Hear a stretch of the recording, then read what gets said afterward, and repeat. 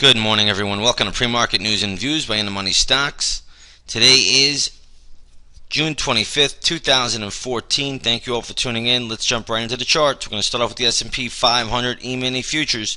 Going to see if the futures are trading lower by 4.25 points to $19.39 per contract, $1,939 per contract. Really what's going on here, the market just dropped all of a sudden after the 8:30 a.m. data was released. It looks like GDP shrank more than expected in the first quarter. It looks like the markets also had durable good orders fall 1% in the month of May. So again, the market's getting hit with some ugly news here, but the GDP news is probably the biggest.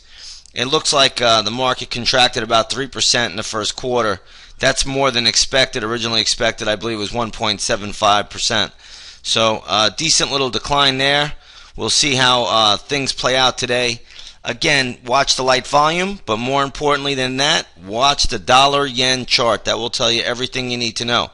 Again, if dollar-yen goes down, and you could see dollar-yen is going down, that usually will cause the stock market to go lower. If the dollar-yen starts to move higher, that will help the stock market stay buoyant. That's kind of the way it works. This is what we call the yen carry trade. Again, a lot of liquidity for the stock market comes out of this trade right here. So the big institutions, they're long dollar yen, meaning they're betting that the Japanese yen will weaken, and that's where they get their liquidity from, and they buy S&P futures contracts. But that is not working this morning, as dollar yen is going lower, and hence, so is the stock market. Okay, so keep that on the radar. We'll see how that plays out a little bit later. Now, there are some stocks in the news today. First one I'm going to start off today with is Monsanto.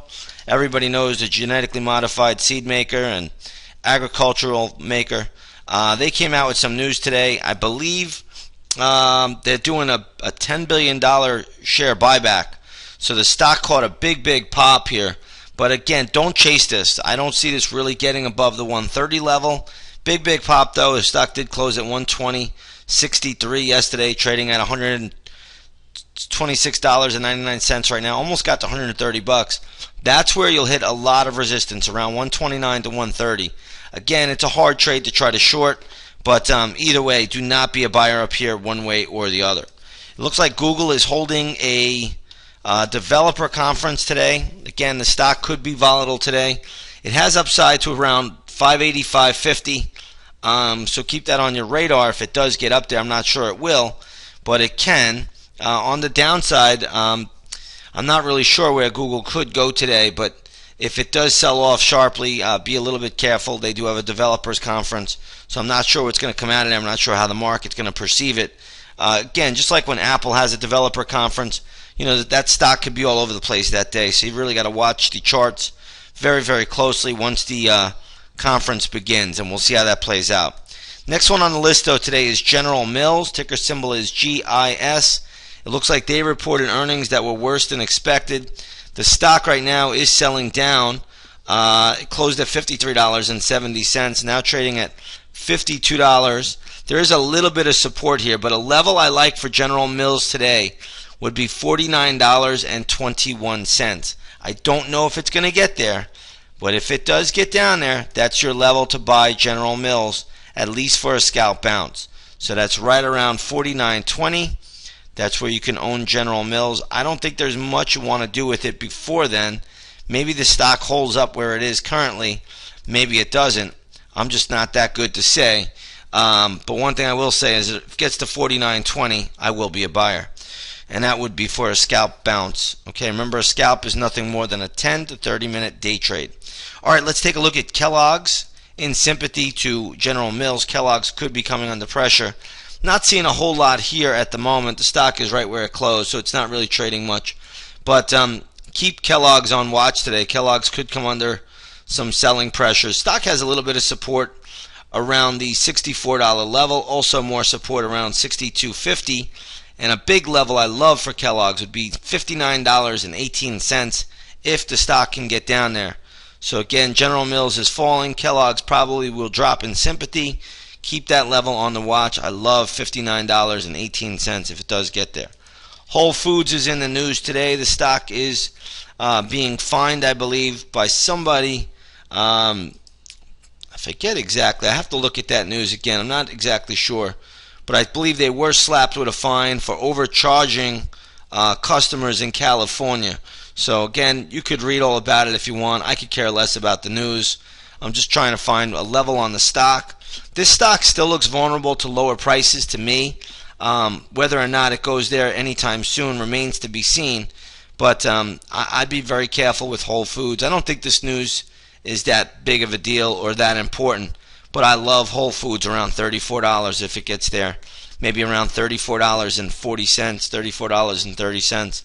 That's a real good level for the stock if it does get down there.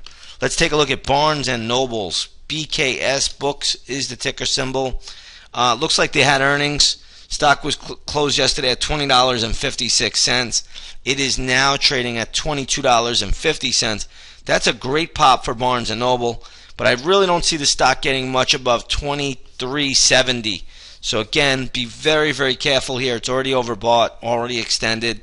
Do not look for much upside from here. $23.70, $23.75. There should be a ton of resistance. Again, if aggressive traders, you want to scalp short Barnes & Noble's around that level, that is fine. Let's take a look at AERI. This is a biotech company. Looks like they had some news. They met their endpoint. Stock closed at $21.03. Now trading at $29.79. This is a new all-time high. Good move for the stock, no doubt about it. But one thing I will say, it is very overbought at these levels. Do not chase this equity. If you own it, congratulations. Trail your stop loss. If you don't own it, do not buy it now. It is too late. The stock has already made its move. All right, let's move over to the gold markets this morning. We're seeing gold pull back a little bit. The gold futures are down $3.60 to $1,317.60. Let's go over to the GLD. And you can see the GLD trading at around $126.80. It closed at $126.98 yesterday. So a little pullback for the GLD, a little pullback for gold. This is common. Gold has had a big run.